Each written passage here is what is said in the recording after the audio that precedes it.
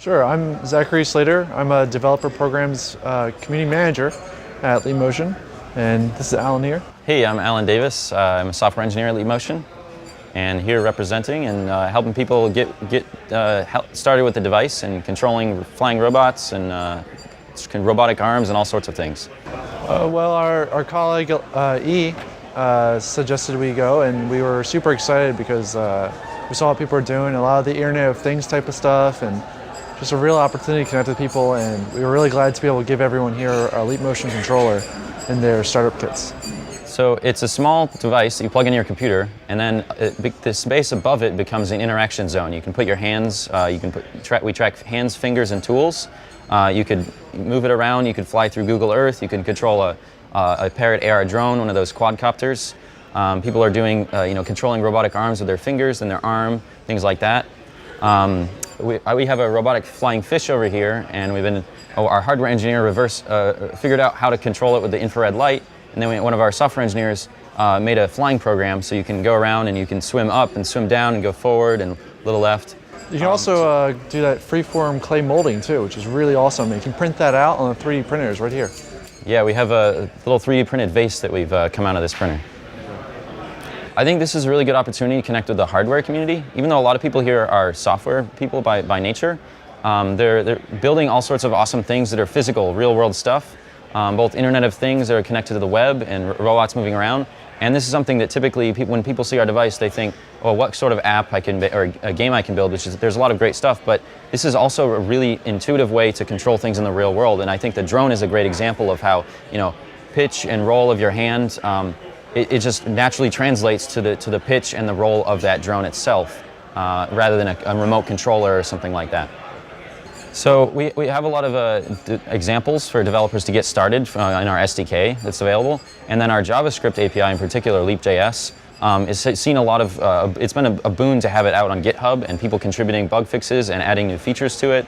And a lot of people here are using JavaScript and in particular Node.js, and it's really good that we have full support for that.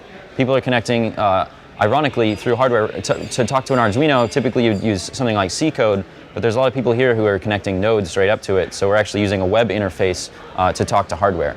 And there's a lot of great packages. For example, the conference organizer, Chris, created the Node serial port, and that's something that other folks here have used, and we use to talk to the flying fish. And you can also use Cylon and a bunch of other technologies too to integrate with Leap controller. Yeah, Cylon's a great one that goes across from different input devices, including Leapmotion, to output things like robots, Arduinos, and the Sphero ball that you can roll around.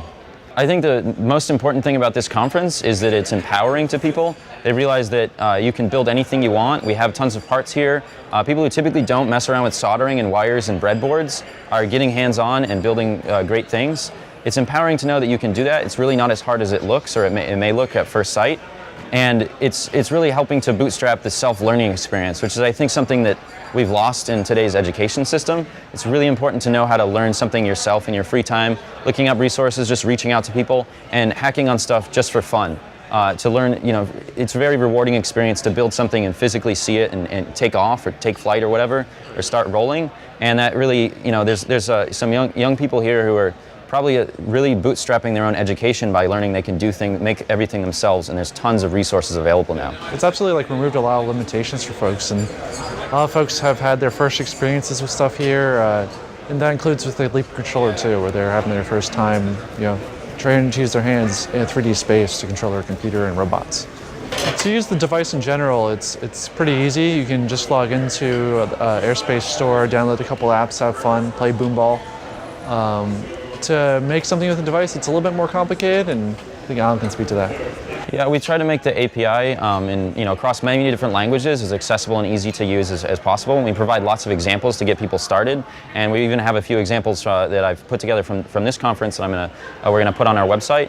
But really, overall, I think a lot of this is you don't have to have a technical background. You don't have to have lots of experience with algorithm analysis or understand memory management in a computer. You just need to be willing to try to connect things together. And there's so many resources available, especially the open source community has provided so many things, like as an example, Cylon, that you can connect different things together. You can read all of the source code yourself, figure out exactly how it works. And connecting things may look challenging at first, but really it's a matter of trying things out and just experimenting. And that's something that I think is is easy and that this conference demonstrates really well.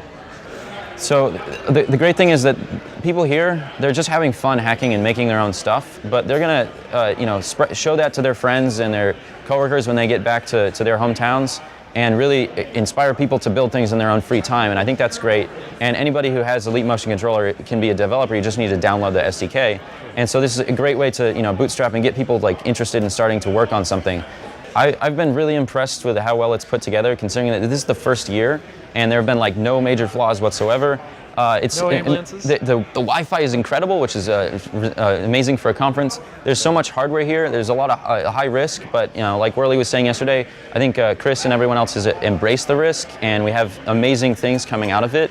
And it's also wonderful to see people across genders. There's many women here hacking with us. Sylvia is 12 years old. She gave a keynote address yesterday and just blew my mind. That was the best keynote I saw. Yes, and it's great to see young people and old people, cross genders alike, building things, and hardware and software people connecting, which is something, it's often quite segregated or biased in one direction.